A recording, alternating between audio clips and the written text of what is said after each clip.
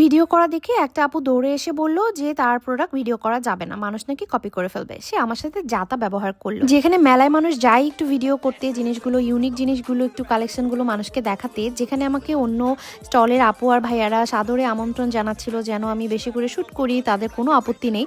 আর সে এমন বাজে ব্যবহার করলো, তার স্টল থেকে আমি আর কিছুই নেইনি। আসসালামু আলাইকুম এভরিওয়ান। মেলা মানেই কিন্তু আমরা সবাই জানি যে ইউনিক কিছু আইটেমের সমাহার। আমরা জানি যে মেলাতে গেলে কিছু এক্সেপশনাল জিনিস আমরা পেয়েই যাব। আর দেখুন না কি সুন্দর সুন্দর চাইনিজ প্রোডাক্ট, অনেক থাইল্যান্ডেরও কিছু অ্যাক্সেসরিজ ছিল।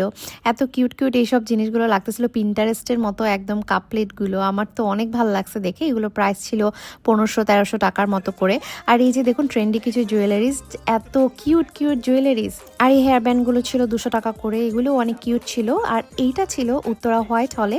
আপনারা অনেকেই জানেন যারা উত্তরায় থাকেন, উত্তরা হোয়াইট হলে কিছুদিন পরপরই মেলা হয়। আর এটা একটা উইন্টার ফেস্টিভ্যাল ছিল, যেখানে পিঠা উৎসবের পাশাপাশি একটা মেলাও হচ্ছিল, যে মেলাতে আপনি খেতে পাচ্ছেন, শপিং করতে পাচ্ছেন। অনেককেই দেখছিলাম ঈদের আগে ঈদের জন্য অনেক গিফট নিচ্ছিল, যেহেতু এখানে অনেক সুন্দর সুন্দর কিছু 3 পিসেস কালেকশন ছিল।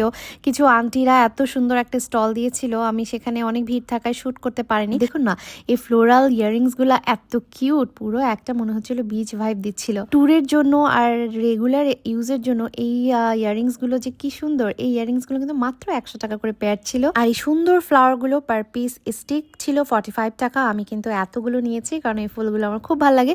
আর এত রিজনেবলে আমি অন্য কোথাও কখনো পাইনি। আপনারা কোথায় পেয়েছিলেন আমাকে জানাবেন যদি পেয়ে থাকেন। আর এই যে লোকেশনটা উত্তরা হোয়াইট হল, আপনারা যারা আসতে চাচ্ছেন চলে আসতে পারেন। ধন্যবাদ।